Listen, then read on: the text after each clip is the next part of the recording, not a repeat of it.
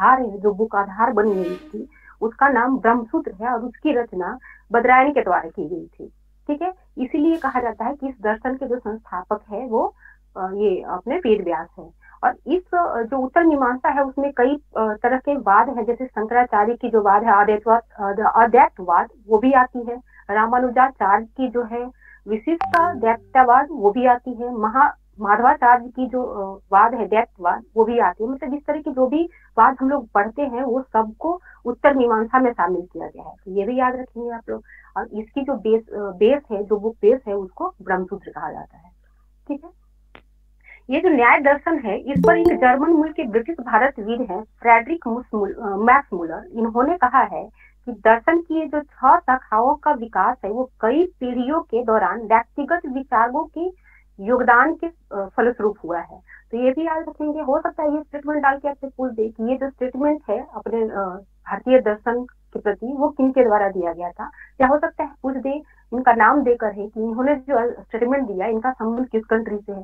तो ये सारे आपको सारे पॉइंट याद रखेंगे तभी तो ये क्वेश्चन डील कर पाएंगे आप वहां पे। ठीक है, और हम लोगों ने बार बार देखा है उपनिषदों के बारे में पढ़ा है, और ये भी जानते हैं हम लोग कि वर्तमान में जो उपनिषदों की संख्या वो 108 है। तो अब उपनिषद होता क्या है, इसका संबंध किस काल से वो देखते हैं।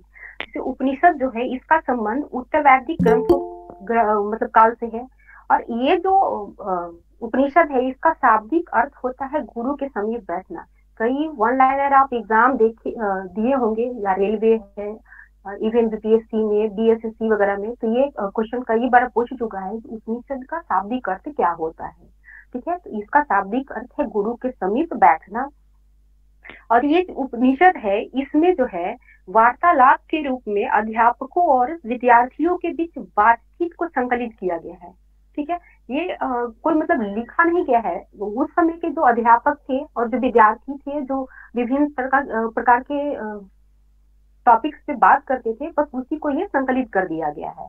ठीक है, और इसमें बताया जा रहा है कि ये जो चर्चाएं होती थी उसमें अधिकांशतः पुरुष जो है ब्राह्मण तथा राजा होते थे, और कभी कभी अपाला, गार्गी और मैत्री जैसी स्त्री विचारक भी भाग लेती थी।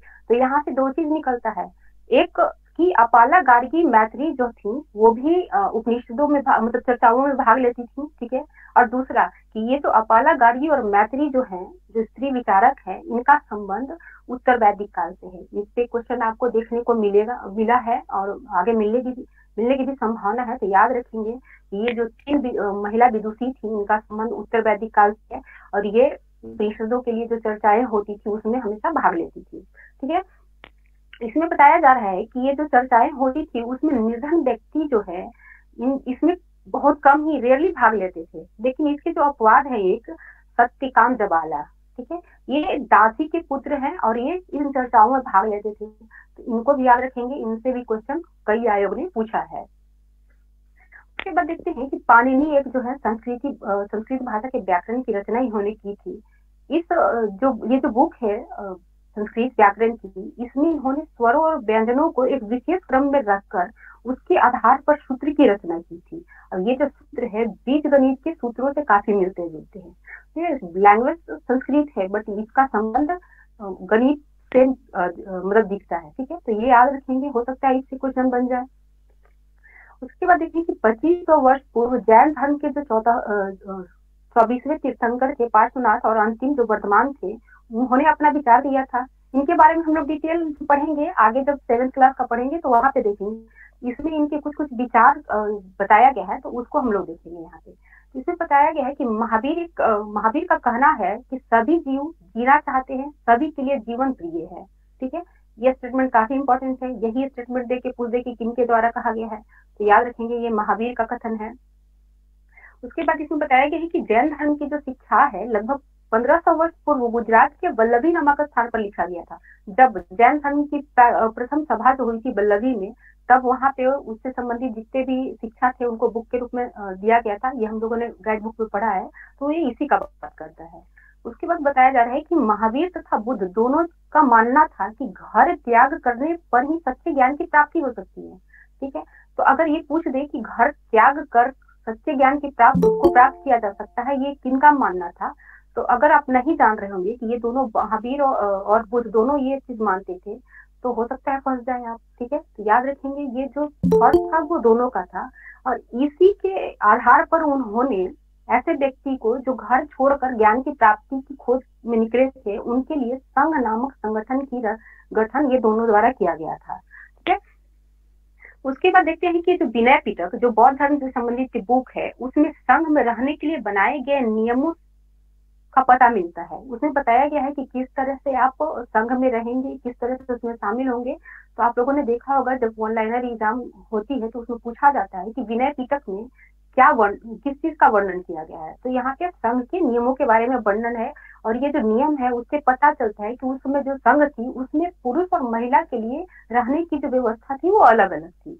तो ये भी याद रखेंगे कि ये जो मतलब अलग अलग व्यवस्था की जो बात कही गई है वो विनय पिटक में है, और विनय पिटक का संबंध बौद्ध धर्म से है। और यहाँ पे एक चीज बताया जा रहा है कि ये जो भिक्षु आप लोगों ने सुना होगा, बौद्ध धर्म में जनरली ये प्रयोग किया जाता है सब। तो ये जो है वो साधु के प्राकृतिक रूप है, यानी साधु को प्राकृत भाषा में भिक्षु कहा जाता है, और जो महिला साध्वी जो बनती हैं उनको भिक्षुनी कहा जाता है। तो याद रखेंगे ये प्राकृतिक भाषा का शब्द है। क्वेश्चन अगर पूछ दे कि किस भाषा से संबंधित है तो फंसेंगे नहीं आप वहाँ। ठीक है, इसमें बताया जा रहा था कि ये जो संघ बनाई जाती थी बौद्ध धर्म और जैन धर्म में, तो उसमें जो प्रवेश लेने वाले लोग थे उसमें अधिकांशतः ब्राह्मण, क्षत्रिय, व्यापारी, मजदूर, नाई, गणिका तथा दास होते थे। तो ये सारे कैटेगरी याद रखेंगे। अगर पूछ दे कि संघ में किनको कौन कौन से शामिल होते थे या नहीं होते थे तो याद रखेंगे, तो उसको अच्छे से आप डील करेंगे। ठीक है, उसके बाद देखते हैं बिहार, काफी चर्चित वर्ड है ये, जिसके नाम पर अपने बिहार का भी नाम बिहार हो गया।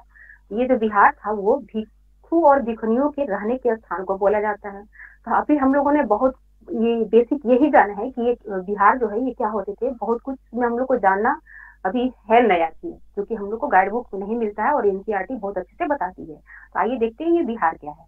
कि अभी तक हम लोगों ने देखा था कि बिहार की जो मतलब जो निर्माण होता था वो ईंटों से होता था। कहीं हम लोगों ने नहीं जाना कि प्रारंभ में जो बिहार का निर्माण होता था लकड़ियों से होता था, और बाद में इसका निर्माण ईंटों से किया जा रहा है। ठीक है, गाइड बुक पढ़ेंगे, आधा अधूरा ज्ञान रखेंगे तो फंसने की संभावना अब खासकर सारे आयोग जो भी डील कर रही है पेपर सब में है। ठीक है, तो एनसीईआरटी को पढ़े आप लोग। तो इसमें देखते हैं कि आरंभ में जो बिहार का निर्माण होता था वैदिक काल में, तो पहले ये लकड़ी से बनाए जाते थे, और बाद में जैसे जैसे टेक्नोलॉजी बढ़ती गई और या जानने लगे लोग, तो इसमें धीरे धीरे ईंटों का प्रयोग शुरू हो गया। ठीक है, पश्चिम भारत में विशेषकर कुछ बिहार पहाड़ियों को खोदकर बनाए जाते थे, जैसे कि कार्ले का गुफा काफी फेमस है। पूछता भी है कि कार्ले की गुफा कहाँ से मतलब कहाँ पे है, तो ये महाराष्ट्र से संबंधित है, महाराष्ट्र में है ये, और ये बिहार है। ठीक है, तो यह याद रखेंगे, और इसको पहाड़ी को खोदकर बनाया गया है। जनरली हम लोग जानते हैं कि ईंटों से नहीं बनाया जाता है, लेकिन ये नहीं जानते हैं कि पहाड़ी को खोदकर भी बिहार बनाए गए थे और लकड़ियों से भी बनाए गए थे। तो याद रखेंगे ये जो बिहार है वो प्राय किसी धनी व्यापारी, राजा अथवा भूस्वामी द्वारा दान में दी गई भूमि पर ही बनाया जाता था।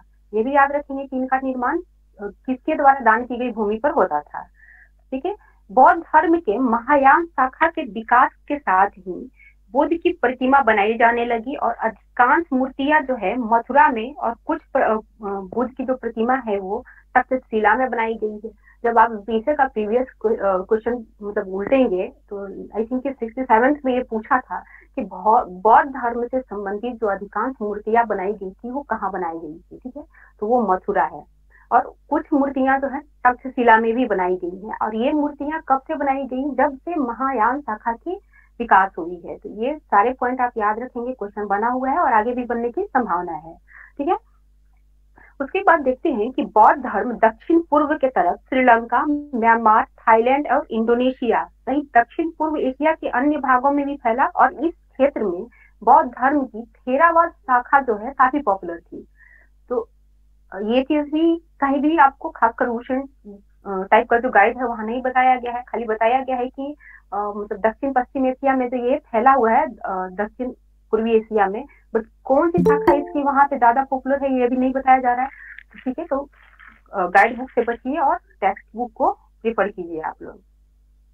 फिर हम लोग देखते हैं कि तक्षशिला जो वर्तमान में पाकिस्तान में है, ये जो है उत्तर पश्चिम और मध्य एशिया के लिए जाने वाली रास्ता का मतलब उत्तर पश्चिम और मध्य एशिया के लिए आने जाने का मार्ग प्रदान कर दी है।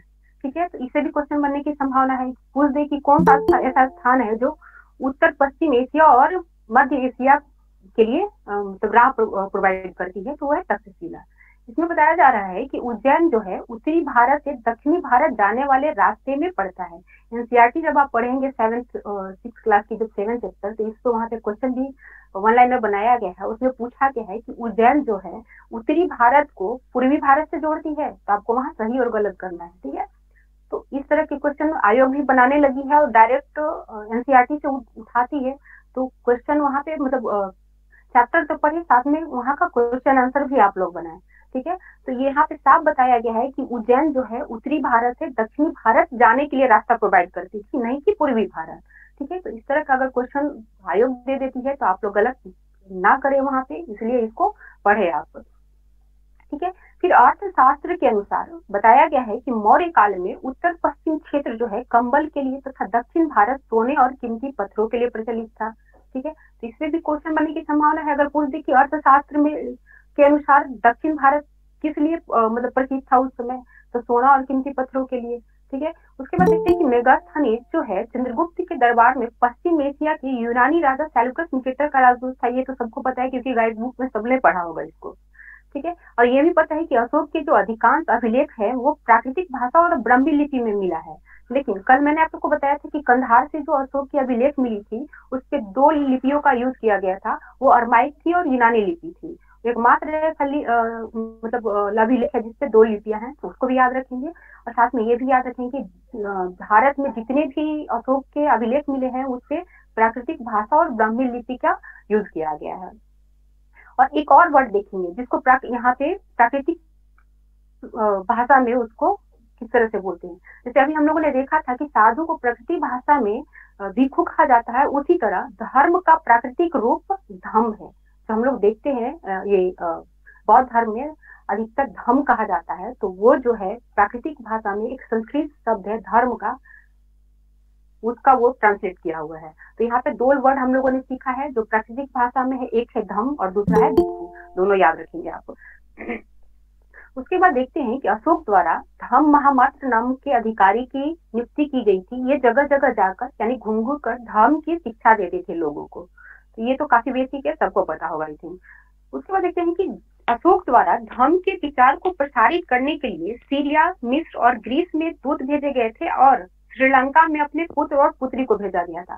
तो आप लोगों ने आयोग देखा हुआ क्वेश्चन, आयोग पूछा हुआ है कि श्रीलंका मतलब ये जो अशोक है किस कंट्री में दूत भेजा है या किस कंट्री में अपने बच्चों को भेजा है। तो ये डिफरेंशिएट करके आप याद रखेंगे कि वो जो दूत भेजे थे वो सीरिया, मिस्र और ग्रीस में भेजे थे और श्रीलंका में अपने पुत्र महेंद्र और पुत्री संगमित्रा को भेजे थे। और क्यों भेजे थे, तो धर्म के प्रचार के लिए।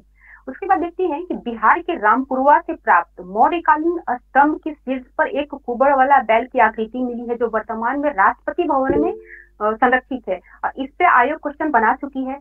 और अगर और यहाँ पे 3 अशोक स्तंभ मिलते हैं जिसका यूज आप मेन में जो मौर्य आर्ट लिख रहे हैं वहां पे करना होता है। और अगर आप वहां पे बताएंगे कि कौन कौन से स्तंभ पे किस किस पशु की आकृति मिली है तो वो काफी इनरिच करेगा आपके आंसर को। तो जब आप एनसीईआरटी पढ़ेंगे तो ये जो सारे जो बिहार में अशोक का जो स्तंभ मिला है वो सब आपको मिलेंगे। जैसे कि रामपुरवा में एक कुबड़ वाले बैल की आकृति मिली है, लौरिया नंदनगढ़ में ये हाथी की मिली है। तो इस तरह के आपको वहां पे देखने को मिलेगा और आपको इंगित करेगा वहां पे कुछ। तो याद रखेंगे जो रामपुरवा में जो मिली है कुबड़ वाले बैल की आकृति वो अभी वर्तमान में राष्ट्रपति भवन में संरक्षित है, बिहार में नहीं है। तो इसको याद रखेंगे आप।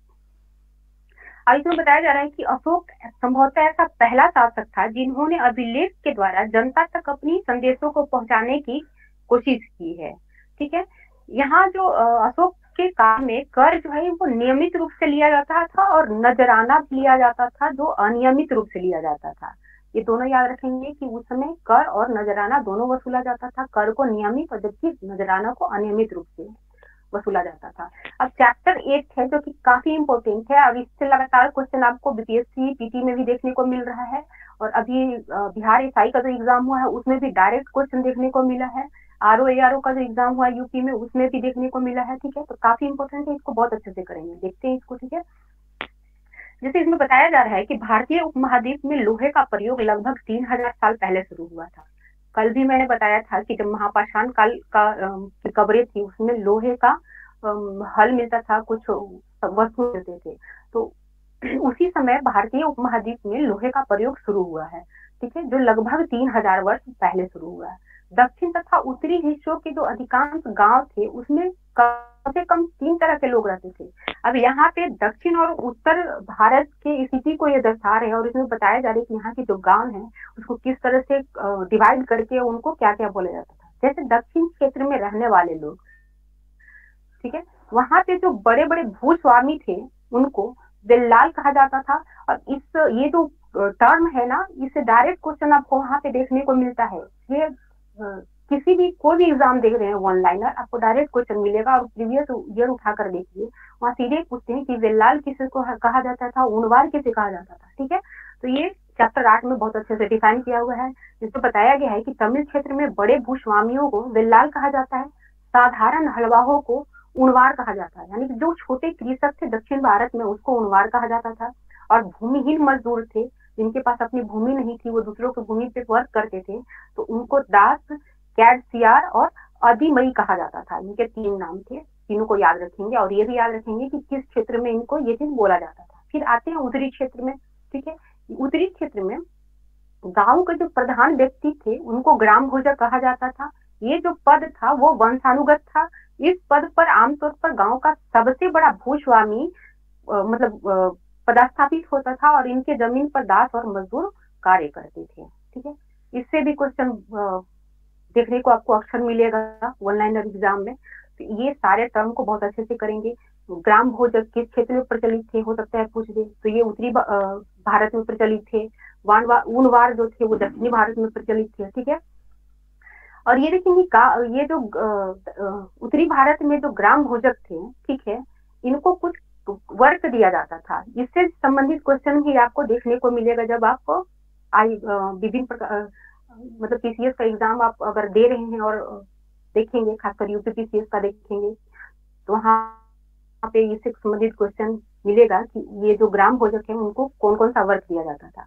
तो ये इतने शक्तिशाली थे क्योंकि ये किसी भी गांव के सबसे समृद्ध व्यक्ति होते थे तो स्वाभाविक है शक्तिशाली होंगे। तो इतने शक्तिशाली होते थे कि वहां के जो राजा होते थे वर्तमान में, उनके द्वारा कर वसूलने का काम इन्हीं को दिया जाता था, जो ग्राम भोजक है। ठीक है, और ये जो है ग्राम भोजक वो न्यायाधीश के रूप में भी काम करते थे और कभी कभी ये पुलिस की भूमिका में भी वहां पे दिखते थे। ठीक है, तो इनके 3 वर्ग थे, कर वसूलना, न्यायाधीश के रूप में और पुलिस के रूप में, तो याद रखेंगे ये। उसके बाद देखते हैं कि ग्राम भोजक के अलावा अन्य स्वतंत्र छोटे छोटे जो कृषक होते थे उनको गृहपति कहा जाता था। अभी हम लोगों ने देखा कि दक्षिण भारत में जो छोटे किसान थे उनको जो हलवाहा बोलते हैं, वहां पे जो छोटे किसान है उनको उनवार कहा जाता था। उत्तर भारत में जो छोटे किसान हुए जो स्वतंत्र रूप से अपना कार्य करते थे उनको गृहपति कहा जाता था, और जो बड़े समृद्ध किसान थे उनको ग्राम भोजक कहा जाता था। ठीक है, दोनों में बहुत अच्छे से मतलब डिफ्रेंशिएट करके याद रखेंगे उसको। ठीक है, फिर इसमें बताया जा रहा है कि उत्तर क्षेत्र में वैसे स्त्री पुरुष जिनके पास जमीन नहीं होती थी उन्हें दास या कर्मकार कहा जाता था, और ये दूसरे की जमीन पर कार्य करके अपना जीविका चलाते थे। ठीक है, फिर आप हम लोग देखते हैं कि संगम साहित्य का काफी चर्चा होता है और इससे क्वेश्चन अराइज होता है। तो इसमें बताया जा रहा है कि प्राचीन तमिल राजाओं के संगम जो रचनाएं थी उनको संगम साहित्य कहा जाता है, और इनकी रचना लगभग 2300 वर्ष पूर्व हुई थी। इनका जो संकलन है मदुरई के कवियों के सम्मेलन में किया गया था, इसीलिए इसको संगम साहित्य कहा जाता है। ठीक है, तो ये याद रखेंगे। उसके बाद आहत सिक्के के बारे में हम लोग काफी पढ़ते हैं। बताया जाता है कि सबसे पुराने सिक्के कौन है, तो आहत सिक्के हम लोग हमेशा बोलते हैं। तो अब ये आहत सिक्के हैं क्या, ये देख लेते हैं हम लोग। ये जो आहत सिक्के हैं वो चांदी या तांबे के चादर को काटकर या इसके चपटे गोलिकाओं से बनाया जाता था, और इन सिक्कों पे जो है कोई लेख नहीं होता था, जिनपे ठप्पा लगाकर कुछ आकृतियां उत्कीर्ण की जाती थी, जिसकी वजह से इनको आहत सिक्का कहा जाता है। ठीक है, और ये तांबे और चांदी की होती थी, ये भी याद रखेंगे क्योंकि इससे भी क्वेश्चन कई बार आपको देखने को वन लाइनर में मिलेगा कि आहत सिक्के किस धातु से बनाए जाते थे, तो वो तांबा और चांदी से बनाए जाते थे। ठीक है, और ये जो सिक्के हैं सामान्यतः आयताकार और कभी कभी वर्गाकार या गोल भी होते थे। ठीक है, आहत सिक्के के बारे में आपके गाइड बुक में तो बताया गया है, बट इसकी आकृति के बारे में शायद ही कोई बताया हो। ठीक है, इसलिए इम्पोर्टेंट है एनसीईआरटी को एक एक लाइन पढ़ना। ठीक है, उसके बाद देखते हैं कि ये जो सिक्के हैं मैम भारतीय आहत उपमहाद्वीप सिक्के के प्लीज लगभग। रिपीट कर दीजिए। हाँ जी, आहत सिक्के क्या बोली आप? जो आहत सिक्के का जो अच्छा, शेप था वो मिस कर गए सुनने हाँ, में। अच्छा, आहत सिक्के जो है वो सामान्यतः आयताकार वर्ग मतलब शेप का होता था, बट कहीं कहीं ये वर्गाकार और गोल आकार में भी देखा गया है। ठीक है, ये चांदी और तांबा से बनाया जाता था, और भारतीय उपमहाद्वीप में जितने भी मतलब क्षेत्र थे वहां सब में ये आहत सिक्के पाए गए हैं। ठीक है, उसके बाद देखते हैं कि वैदिक काल में मथुरा काफी फेमस था। इससे भी कई बार क्वेश्चन कई तरह से पूछा गया है, तो इसके एक एक पॉइंट हम लोग देखते हैं कि ये क्यों फेमस था उस समय। ये जो मथुरा है अभी वर्तमान में यूपी में है, उस समय ये 25 साल से भी ज्यादा समय से एक महत्वपूर्ण नगर के रूप में काफी प्रसिद्ध है। ये जो है मथुरा यातायात और व्यापार के दो मुख्य रास्तों पर स्थित है। यहाँ से एक रास्ता उत्तर पश्चिम से पूरब की ओर और दूसरा उत्तर से दक्षिण की ओर जाता है। ठीक है, शहर के चारों तरफ किलेबंदी की गई थी और इसमें अनेक मंदिर थे। ठीक है, ये जो शहर है वो एक धार्मिक स्थल था। यहाँ पे आपको बौद्ध धर्म से संबंधित साक्ष्य भी मिलेंगे, जैन धर्म से संबंधित मिलेंगे, और कृष्ण भक्ति का ये केंद्र बिंदु है, वो अभी भी है। ठीक है, तो ये काफी मतलब वैदिक युग काल का ये काफी पॉपुलर धार्मिक स्थल है ये। ठीक है, यहाँ पे बेहतरीन मूर्तियों निर्माण का केंद्र था। अभी आप लोग को बताया गया है कि बुद्ध का जब मूर्ति निर्माण शुरू हुआ, ठीक है, तो सर्वाधिक जो मूर्तियां बनी है वो मथुरा में बनी है। ठीक, तो ये भी देखेंगे कि यहाँ पे बेहतरीन मूर्तियों के निर्माण का केंद्र था। यहाँ प्रस्तर खंडों तथा मूर्तियों का अनेक अभिलेख मिले हैं। यहाँ के जो अभिलेख मिला है वो संक्षिप्त होते यानी छोटे छोटे होते थे, और ये जो अभिलेख है वो उनके द्वारा तैयार किए जाते थे जो वहाँ के दान देते थे, जो स्त्री पुरुष दान करते थे मठों या मंदिरों में, तो उस दान को उल्लेखित करने के लिए ये अभिलेख बनाया जाता था, इसलिए वो संक्षिप्त होते थे। और यहाँ के जो अभिलेख हैं उसमें सुनार, लोहार, बुनकरों, टोकरी बनाने वालों, माला बनाने वालों एवं इत्र बनाने वालों का उल्लेख है। ये एकदम याद रखेंगे कि मथुरा से जो अभिलेख प्राप्त हुआ है उसमें किन किन वर्गों का वर्णन किया गया है, और किन किन लोगों के द्वारा ये उल्लेखित किया जाता था। ठीक है, मैम क्या क्या बनाया जाता है मैम मथुरा अभिलेख में? ये जो अभिलेख है इसमें सुनारों, लोहारों, बुनकरों, टोकरी बुनने वाले, माला बनाने वाले और इत्र बनाने वाले लोगों का उल्लेख किया गया है।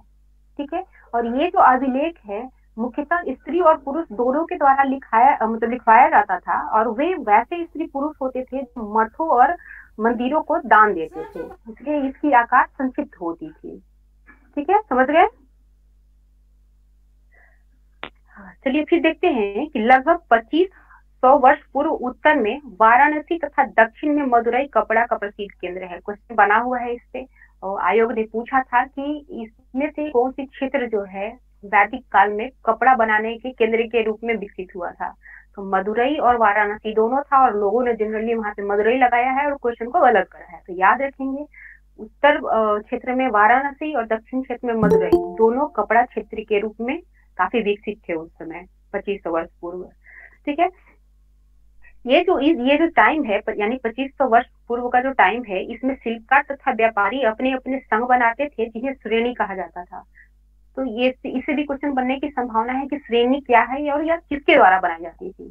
ठीक है, तो शिल्पकारों और व्यापारियों द्वारा। ये जो श्रेणी है उस समय एक बैंक के रूप में भी कार्य करती थी, और श्रेणियां थी जो दो कैटेगरी के द्वारा बनाई जाती थी। जैसे शिल्पकारों की जो श्रेणियां थी इनका जो कार्य था वो प्रशिक्षण देना था, कच्चा माल उपलब्ध कराना और तैयार माल का वितरण करना।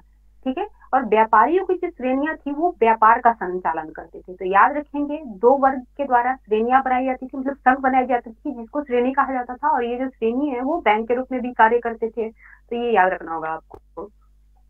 उसके बाद देखते हैं कि उस समय विशेष पदाधिकारी की देखरेख में कारखानों में सूत की कटाई तथा बुनाई की जाती थी। काफी इंपॉर्टेंट है ये जो कारखाने, इनसे क्वेश्चन आपको हो सकता है देखने को मिले आगे, काफी इंपॉर्टेंट है। इसमें बताया जाता है कि जो सूत कटाई के लिए जो कारखाने बनाए जाते थे उसमें ऊन, पेड़ों की छाल, कपास, पटुआ तथा सन को तैयार करने के काम में विधवाओं, अक्षम महिलाओं, भिखुनियों, वृद्ध वेश्याओं, राजा की अवकाश प्राप्त दासियों, सेविकाओं और अवकाश प्राप्त देवदासियों को लगाया जाता था। मेनली इसमें महिलाओं को वर्क दिया जाता था और उसमें सबको नहीं दिया जाता था। वैसे महिलाओं को जो समाज में मतलब जिनकी कोई वैल्यू नहीं थी, उनको पूछने वाला नहीं था, लगभग उन्हीं को इस वर्क में लगाया जाता था। तो काफी इंपॉर्टेंट है, ये सारी कैटेगरी आपको याद रखना होगा। हो सकता है पूछ दे कि इनमें से किनको लगाया जाता था इस वर्क में या किनको नहीं लगाया जाता था। जब तक आप ये जानेंगे नहीं तब तक फिर वो गलत होने की संभावना है। ठीक है। अब एक मथुरा की तरह ही एक और स्थल जो था वैदिक काल में काफी पॉपुलर था, उसका नाम था अरिकामेडु, जो अभी वर्तमान में पुदुचेरी में है। ये भी काफी मतलब पॉपुलर है क्योंकि ये पतन था उस समय का। इसके बारे में देखते हैं। ये जो अरिकामेडु है, अरिकामेडु है, ये लगभग 2200 से 1900 साल पहले एक पतन था। ठीक है। यहाँ ईंटों से बना एक ढांचा मिला है और इससे मतलब संभावना व्यक्त की जा रही है कि वहाँ गोदाम रहा होगा। ठीक है। ये जो अरिकामेडु है, यहाँ भूमध्य सागरीय क्षेत्र के एम्फोरा जैसे पात्र मिले हैं। याद रखेंगे, ध्यान देंगे, यहाँ पे एम्फोरा जो है वो पात्र को बोला जा रहा है और ये ऐसा पात्र था जिसमें शराब या तेल जैसे तरल पदार्थों को रखा जा सकता था। ठीक है। इसमें दोनों तरफ पकड़ने के लिए हत्थे लगाए जाते थे। ठीक है, जो मिट्टी के होते थे। तो याद रखेंगे, हो सकता है पूछ दे कि एम्फोरा है क्या, या इसमें क्या यूज किया जाता था, या ये कहाँ से मिला है। ठीक है। तो ये सारे पॉइंट आपको याद रखने होंगे। उसके बाद यहाँ से एरेटाइन जैसे मुहर लगे लाल चमकदार बर्तन भी मिले हैं। इन्हें जो है इटली के एक शहर के नाम पे एरेटाइन पात्र के नाम से जाना जाता है। ठीक है। तो याद रखेंगे, एक एरेटाइन नामक पात्र था जिसका नाम इटली के एक शहर के नाम पर दिया गया था और ये यही अरिकामेडु से प्राप्त हुआ है। यहाँ पर कुछ ऐसे बर्तन भी मिले हैं जिनका डिजाइन तो रोम का था, परंतु ये बनाया अरिकामेडु में जाता था। ठीक है। इसके अलावा यहाँ पे रोमन लैम्प, शीशे के बर्तन तथा रत्न भी मिले हैं। फिर यहाँ पे छोटे छोटे कुंड भी मिले हैं, जिसे संभावना व्यक्त की जा रही है कि ये संभवतः वहाँ पे रंगाई का कार्य किया जाता था, जिसके लिए कुंड बनाया गया था कपड़ों को रंगने के लिए। ठीक है। और यहीं से फिर शीशे और अर्ध बहुमूल्य पत्थरों से बने मनके प्राप्त हुए हैं। ठीक है। तो ये दो इम्पोर्टेंट पैलेस है, इसको बहुत अच्छे से कीजिएगा और क्या क्या कहाँ से मिल रहा है, क्वेश्चन बनने की संभावना बहुत है। उसके बाद एक और देखते हैं, बोरीगाज। ठीक है। काफी फेमस क्वेश्चन बना भी हुआ है। ये जो बोरीगाज है, ये भरूच का यूनानी नाम है। यूनान का एक मतलब विद्वान थे, उन्होंने जब एक कहानी लिखा तो उसमें भरूच को उन्होंने बोरीगाज के रूप में दर्शाया था, बोरीगाज कहकर संबोधित किया था। तो इसको याद रखेंगे कि भरूच को यूनानी में बोरीगाज कहते हैं और यह पश्चिमी तट पर स्थित एक बंदरगाह है। ठीक है। यहाँ से जो है शराब, तांबा, टीन, शीशा, मूंगा, पुखराज, कपड़े, सोने और चांदी के सिक्कों का आयात किया जाता था। ठीक है। आयात निर्यात के लिए काफी फेमस पतन था, इसलिए ये काफी इम्पोर्टेंट रखता है और इसे क्वेश्चन बना भी हुआ है कि भरूच से किन किन वस्तुओं का आयात होता है या किन किन वस्तुओं का निर्यात होता था। ठीक है। तो आयात तो होता था यहाँ से शराब, तांबा, टीन, शीशा, मूंगा, पुखराज, कपड़े, सोने और चांदी के सिक्कों का। इसके बाद यहाँ पे जो निर्यात होता था वो था हिमालय की जड़ी बूटी, हाथी दांत, गोमेद, कार्निलियन, सूती कपड़ा, रेशम तथा इत्र का निर्यात होता था। कल आप लोगों को बताए थे कि कार्निलियन एक पदार्थ था जिससे कि मनके बनाए जाते थे। ठीक है। तो उसका भी निर्यात भारत से किया जाता था। फिर ठीक है, ये जो आयात निर्यात इस पत्तन के माध्यम से किया जाता था, तो जो व्यापारी यहाँ आते थे तो यहाँ के जो राजा थे उनके लिए उपहार लाते थे। तो ये उपहार लाते थे उसमें जो शामिल था वो चांदी के बर्तन, गायक, किशोर, सुंदर औरतें, अच्छी शराब और उत्कृष्ट महीन कपड़े। ये भी याद रखना होगा कि व्यापारियों के द्वारा यहाँ के राजा को क्या क्या उपहार के रूप में दिया जाता था। क्वेश्चन बन सकता है इससे। ठीक है। अब आइए देखते हैं कि उसमें व्यापार और व्यापारी कैसे थे। तो दक्षिण भारत सोना, मसाले, खासकर काली मिर्च। हाँ जी, क्या बोलिए आप, बोलिए। चलिए ठीक है। देखिए कि उस समय जो वैदिक काल में दक्षिण भारत जो है वो सोना और मसाले, खासकर काली मिर्च तथा कीमती पत्थरों के लिए काफी प्रसिद्ध था। आप लोगों ने देखा होगा कि मतलब विदेशी जो आक्रमण हुआ यहाँ भारत में जो आए और यहाँ पे व्यापार करना शुरू किए, उनका संबंध भी मसालों से ही था। तो मसालों के मामले में भारत प्राचीन काल से ही काफी समृद्ध रहा है और खासकर काली मिर्च के मामले में। ठीक है। काली मिर्च जो है वो रोमन साम्राज्य में अधिक जाता था, इसकी निर्यात होती थी, जिसकी वजह से इसे काला सोना भी कहा जाता था। ध्यान रखिएगा, क्वेश्चन बना हुआ है ये कि दक्षिण भारत से काली मिर्च का सर्वाधिक निर्यात किस क्षेत्र में होता था, किस साम्राज्य में होता था, तो वो है रोमन साम्राज्य। ठीक है, वहां इतनी ज्यादा इसका डिमांड थी कि इसको काला सोना के नाम से जाना जाने लगा है। उसके बाद देखते हैं कि दक्षिण भारत से अनेकों रोमन सिक्के मिले हैं, जो दिखाता है कि उस समय दक्षिण भारत और रोमन साम्राज्य के मध्य जो व्यापार थे काफी समृद्ध थे। ठीक है, और यहाँ पे देखिए अभी हम लोगों ने देखा था कि संगम साहित्य, कुछ देर पहले हम लोगों ने इसका उस पर डिस्कस किया था। तो संगम साहित्य में एक कविता में पुहार पत्तन का जिक्र किया गया है, यानी जो पुहार पत्तन है, यहाँ पे जो वस्तुएं आती थी उसको पूरे कविता के माध्यम से दिखा दिया गया है, और इसका जो उल्लेख है वो संगम साहित्य के कविता में है। तो ये भी याद रखेंगे, हो सकता है पूछ दे कि पुहार पत्तन पे आने वाली जो सामग्री है उसका जो कविता के माध्यम से दिखाया गया है, तो वो किस साहित्य में उसका मतलब उल्लेख किया गया है, तो वो संगम साहित्य। ठीक है, और एक चीज ध्यान देंगे कि संगम काल की जो कविताएं हैं उसमें एक वर्ड आया है मूवेंदार। ठीक है, ये अभी एसआई में ये मूवेंदार के बारे में पूछा गया था।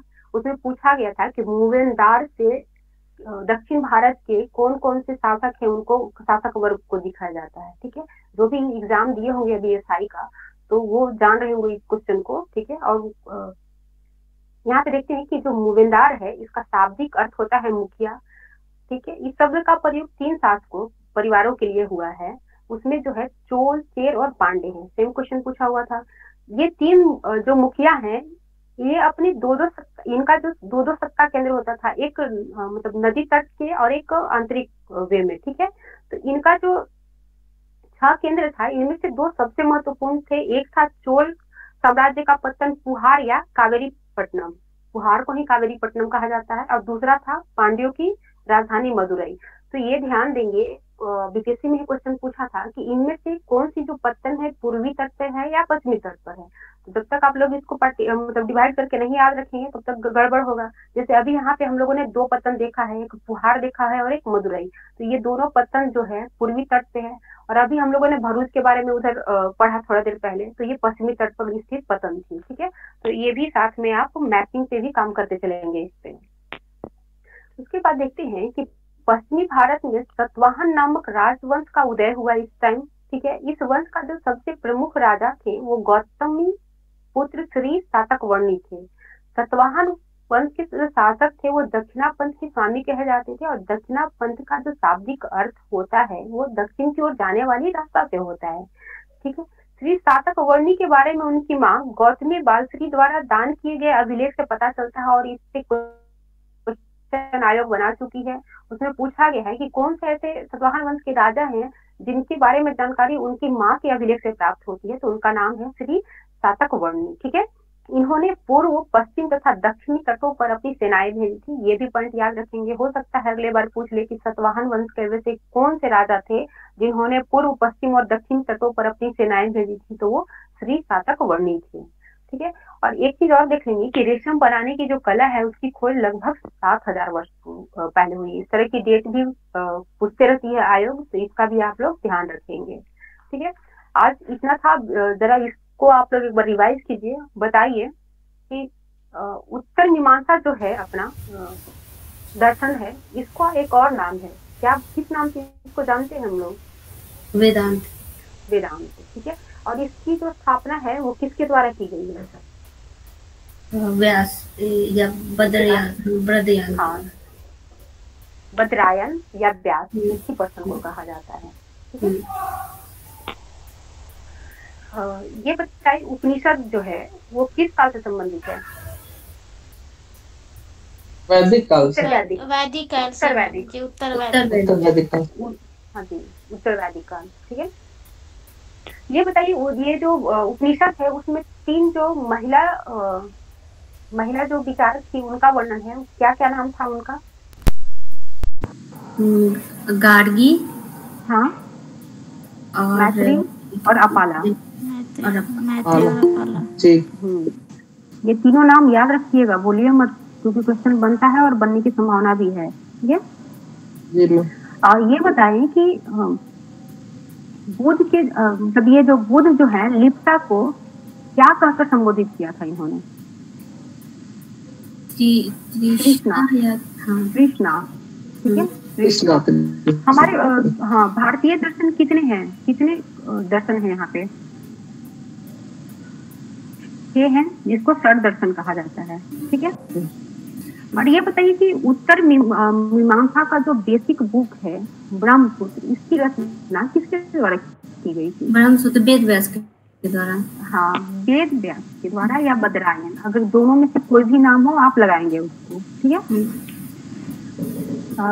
ये बताइए कि किस किस धर्म के द्वारा ये माना गया था कि अगर आपको ज्ञान की प्राप्ति करनी है तो आपको घर त्याग करना होगा और संघ में आकर सम्मिलित होना होगा? बौद्ध धर्म और जैन धर्म दोनों। बौद्ध धर्म और जैन धर्म। हाँ जी, बहुत बढ़िया। और विनय पिटक में किस चीज का वर्णन है? ये मतलब कि संघ में रहने का नियम सब वो है कि कैसा नियम है वैसा टाइप से रहने का और शामिल होने का नियम विनय पिटक में वर्णित है। और इसका संबंध किस धर्म से था?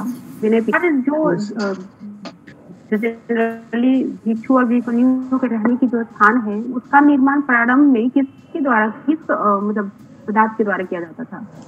लकड़ी से किया जाता था, बाद में ईंटों का प्रयोग शुरू हुआ। हाँ, और कुछ विहार जो है वो पहाड़ियों को खोदकर बनाए गए थे। जैसे में क्या दे सकते हैं, ये बताइए, उदाहरण दीजिए। बिहार का भी तो है ना ये? हाँ, बिहार का भी है। बिहार में जो बताइए क्या नाम है इनका, ऋषि अशोक और उनके पौत्र के द्वारा जो गया में बनाई गई वो भी बिहार ही है, जो पहाड़ी को खोदकर ही बनाई गई है, ठीक है। काफी पॉपुलर है कार्ले का गुफा जो महाराष्ट्र में स्थित है, ठीक है। ये काफी पॉपुलर है। आप यहाँ का जो दिखेंगे आपको बिहार, वो एक गुम्बद की तरह से दिखेगा, लगेगा जैसे एक अलग पत्थर रखा हुआ है, ठीक है। बट ये जो कार्ले की गुफा है वो पूरी पहाड़ी में आपको दिखेंगे और पहाड़ी को खोदकर मतलब उसका, ठीक है। उसके बाद बताएं कि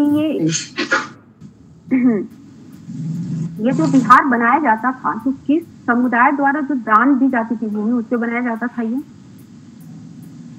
राजाओं और भूपतियों के द्वारा दान में दी गई भूमि पे बनाया। मतलब जो भी उस समय के धनी वर्ग है उनके द्वारा जो दान दी जाती थी उसके द्वारा ये बनाई जाती थी, ठीक है। और ये बताएं कि बौद्ध धर्म का जो प्रचार भारत के अलावा अदर कंट्री में हुई तो वहाँ बौद्ध धर्म की कौन सी शाखा काफी पॉपुलर हुई थी?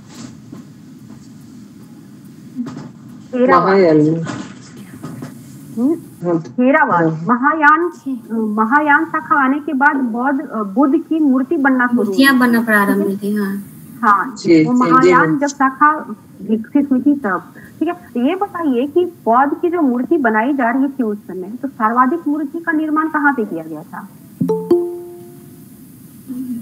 मथुरा में किया गया था, ठीक है। इसको 2-3 बार आप बताने के दौरान रिपीट किए थे, फिर भी आप लोग भूल जाते हैं। मथुरा शैली इसलिए बोला जाता है सर